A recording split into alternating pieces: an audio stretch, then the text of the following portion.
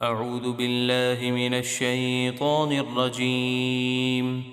بسم اللہ الرحمن الرحیم یا ایہا المدثر، اے چادر اڑنے والے پیارے حبیب صلی اللہ علیہ وسلم، قم فانذر، اٹھیے پھر لوگوں کو عذاب الہی کا ڈر سنائیے، وَرَبَّكَ فَكَبِّرْ، اور اپنے رب ہی کی بڑائی بیان کیجیے، وَثِيَابَكَ فَطَهِّرْ، اور اپنے کپڑے پاک ہی رکھیے، وَالرُّجْزَ فَاهْجُرْ، اور بتوں سے دور رہیے،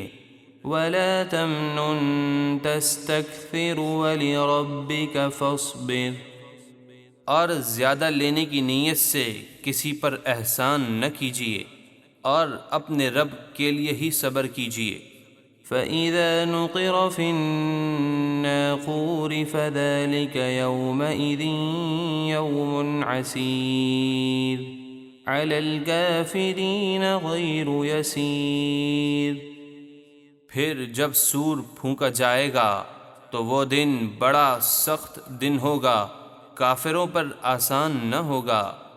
ذرنی ومن خلقت وحیدا وجعلت له مالا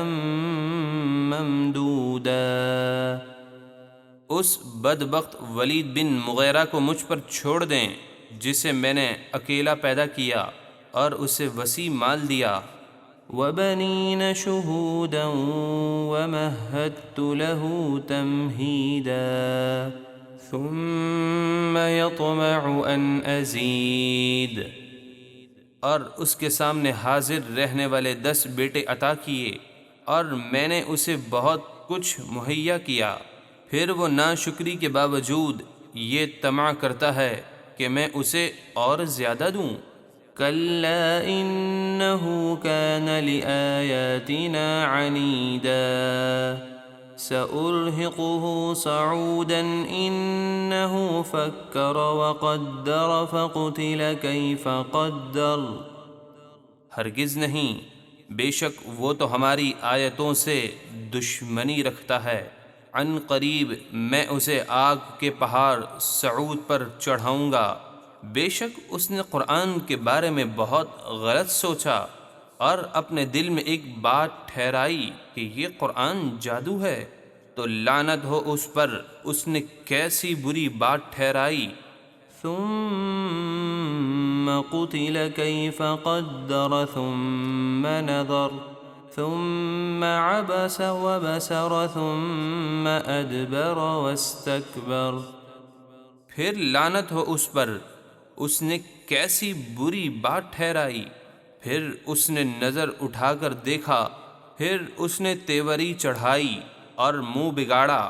پھر اس نے حق سے پیٹھ پھیری اور تکبر کیا۔ فقال ان هذا الا سحر یؤثر ان هذا الا قول البشر، پھر بولا یہ قرآن تو وہی جادو ہے جو پہلے لوگوں سے چلا آ رہا ہے، یہ تو آدمی کا ہی کلام ہے۔ سأصلیہ سقر وما ادراک ما سقر لا تبقی ولا تذر لواحة للبشر علیہا 19، عن قریب میں اسے دوزخ میں دھساؤں گا، اور تم نے کیا جانا دوزخ کیا ہے، نہ کسی کو باقی رکھے اور نہ کچھ چھوڑے، آدمی کی کھال اتار لینے والی ہے، اس پر 19 فرشتے نگہبان مقرر ہیں۔ وما جعلنا اصحاب النار الا ملائکة وما جعلنا عدتهم الا فتنة للذین كفروا لیستيقن الذین اوتوا الكتاب ويزداد الذین آمنوا ایمانا ولا يرتاب الذين أوتوا الكتاب والمؤمنون وليقول الذين في قلوبهم مرض والكافرون ماذا أراد الله بهذا مثلا كذلك يضل الله من يشاء ويهدي من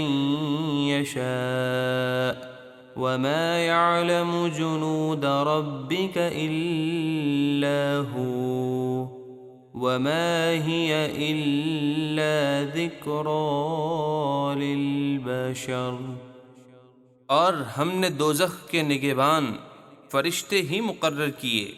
اور ہم نے ان کی یہ گنتی کافروں کی آزمائش کے لیے ہی مقرر کی،